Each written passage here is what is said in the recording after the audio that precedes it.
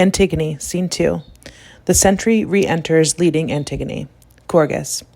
What does this mean? Surely this captive woman is the Princess Antigone. Why should she be taken? Sentry. Here is the one who did it. We caught her in the very act of burying him. Where is Creon? Chorus. Just coming from the house. Enter Creon. Creon, what has happened? Why have you come back so soon? The sentry expansively. O king, a man should never be too sure of anything. I would have sworn that you'd not see me here again. Your anger frightened me so, and the things you threatened me with. But how could I tell then that I'd be able to solve the case so soon? No dice throwing this time. I was only too glad to come. Here is the woman. She is the guilty one. We found her trying to bury him. Take her then, question her, judge her as you will. I am through with the whole thing now and glad of it. Creon, but this is Antigone. Why have you brought her here? Sentry, she was burying him, I tell you. Creon severely, is this the truth? Sentry, I saw her with my own eyes. Can I say more? Creon, the details. Come, tell me quickly. Sentry, it was like this. After those terrible threats of yours, King, I went back and brushed the dust away from the body. The flesh was soft by now and stinking. So we sat on the hill windward and kept guard. No napping this time. We kept each other awake, but nothing happened until the white round sun whirled in the center of the round sky over us. Then suddenly, a storm of dust roared up from the earth, and the sky went out. The plain vanished with all of its trees. In the stinging dark, we closed our eyes and endured it. The whirlwind lasted a long time, but it passed. And then we looked, and there was Antigone. I have seen a mother bird come back to a stripped nest, heard her crying bitterly, a broken note or two, for the young one stolen. Just so, when this girl found the bare corpse and all her love's work wasted, she wept and cried on heaven to damn the hands that had done this thing. And then she brought more dust and sprinkled wine 3 times for her brother's ghost. We ran and took her at once. She was not afraid. Not even when we charged her with what she had done. She denied nothing. And this was a comfort to me, and some uneasiness. For it is a good thing to escape from death, but it is no great pleasure to bring death to a friend. Yet I always say there's nothing so comfortable as your own safe skin. Creon, slowly, dangerously. And you, Antigone, you with your head hanging. Do you confess this thing? Antigone, I do. I deny nothing. Creon to the sentry. You may go. The sentry exits. Creon to Antigone. Tell me briefly. Have you heard my proclamation touching this matter? Antigone, it was public. Could I help hearing it? Creon, and yet you dared defy the law. Antigone, I dared. It was not God's proclamation. The final justice that rules the world below makes no such laws. Your edict, King, was strong, but all your strength is weakness itself against the immortal, unrecorded laws of God. They are not merely now. They were and shall be operative forever, beyond man utterly. I knew I must die, even without your decree. I am only mortal. And if I must die, now, before it is my time to die, surely this is no hardship. Can anyone, living as I live, with evil all about me, think death less than a friend? This death of mine is of no importance. But if I had left my brother lying in death unburied, I should have suffered. Now I do not. You smile at me. Ah, Creon, you think me a fool, if you like. But it may well be that a fool convicts me of a folly. Chorus. Like father, like daughter, both headstrong, deaf to reason, she has never learned to yield. Creon. She has much to learn. The inflexible heart breaks first. The toughest iron cracks first. And the wildest horses bend their necks at the pull of the smallest curb.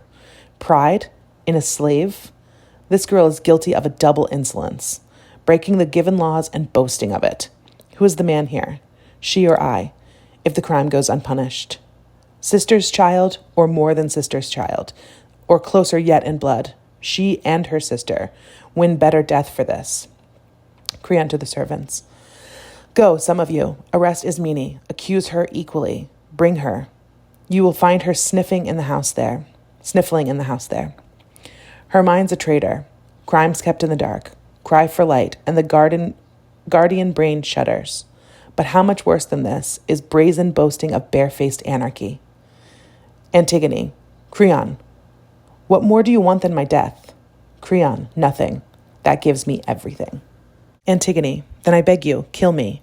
This talking is a great weariness. Your words are distasteful to me, and I am sure that mine seem so to you. And yet they should not seem so. I should have praise and honor for what I have done. All these men here would praise me, were their lips not frozen shut with fear for you. Ah, the good fortune of kings, licensed to say and do whatever they please. Creon, you are alone here in that opinion. Antigone, no, they are with me, but they keep their tongues in leash. Creon, maybe, but you are guilty and they are not. Antigone, there is no guilt in reverence for the dead. Creon, but Oedicles, was he not your brother too? Antigone, my brother too? Creon, and you insult his memory? Antigone softly, the dead man would not say that I insult it. Creon, he would, for you honor a traitor as much as him. Antigone, his own brother, traitor or not, and equal in blood. Creon, he made war on his country. Oedicles defended it. Antigone, nevertheless, there are honors due all the dead. Creon, but not the same for the wicked as for the just. Antigone, ah, Creon, Creon, which of us can say what the gods hold wicked? Creon, an enemy is an enemy, even dead. Antigone, it is my nature to join in love, not hate. Creon, go join him. Go join them then, if you must have your love. Find it in hell. Choragus, but see, Ismene comes. Enter Ismene, guarded. Choragus, those tears are sisterly. The cloud that shadows her eyes rains down gentle sorrow. Creon, you too, Ismene, snake in my ordered house, sucking my blood stealthily all the time I never knew that these two sisters were aiming at my throne. Ismene, do you confess your share in this crime or deny it? Answer me. Ismene, yes, if she will let me say so, I am guilty. Antigone coldly, no, Ismene, you have no right to say so. You would not help me, and I will not have you help me. Ismene, but now I know what you meant, and I'm here to join you, to take my share of the punishment. Antigone, the dead man and the gods who rule the dead know whose act this was. Words are not friends. Ismene, do you refuse me, Antigone? I want to die with you. I too have a duty that I must discharge to the dead. Antigone, you shall not lessen my death by sharing it. Ismene, what do I care for life when you're dead? Antigone, ask Creon. You're always hanging on his opinions. Ismene, are you laughing at me? Why, Antigone? Antigone, it is a joyless laughter, Ismene. Ismene, but can I do nothing? Antigone, yes, save yourself. I shall not envy you. There are those who will praise you. I shall have honor too. Ismene, but we are equally guilty. Antigone, no more, Ismene. You are alive, but I belong to death. Creon to the chorus. Gentlemen, I beg you to observe these girls. One has just now lost her mind. The other, it seems, has never had a mind at all. Ismene, grief teaches the steadiest minds to waver, king. Creon, yours certainly did when you assumed guilt with the guilty. Ismene, but how could I go on living without her? Creon, you are. She's already dead. Ismene, but your own son's bride. Creon, there are places enough for him to push his plow. I want no wicked women for my sons. Ismene, O dearest Haman, how your father wrongs you. Creon, I've had enough of your childish talk of marriage. Choragus, do you really intend to steal this girl from your son? Creon, no, death will do that for me. Choragus, then she must die?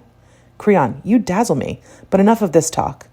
To the guards, you there, take them away and guard them well, for they are but women, but even brave men run when they see death coming. Ismene, Antigone, and the guards all exit. End of Scene 2. Scene 2, Ode 2. Chorus. Fortunate is the man who has never tasted God's vengeance. Where once anger of heaven has struck, that house is shaken forever. Damnation rises behind each child like a wave cresting out of the black northeast, when the long darkness undersea roars up and bursts drumming death upon the wind-whipped sand. I have seen this gathering sorrow from time long past loom upon Oedipus's children. Generation from generation takes the compulsive rage of the enemy god. So lately his last flower of Oedipus's line drank the sunlight, but now a passionate word and a handful of dust have closed up all its beauty. What mortal arrogance transcends the wrath of Zeus? Sleep cannot lull him, nor the effortless long months of timeless gods. But he is young forever, and his house is the shining day of high Olympus. All that is and shall be, and all the past is his. No pride on earth is free of the curse of heaven. The straying dreams of men may bring them ghosts of joy, but as they drowse, the waking embers burn them, or they walk with fixed eyes as blind men walk. But the ancient wisdom speaks for our own time. Fate works most for woe, with folly's fairest show. Man's little pleasure is the spring of sorrow.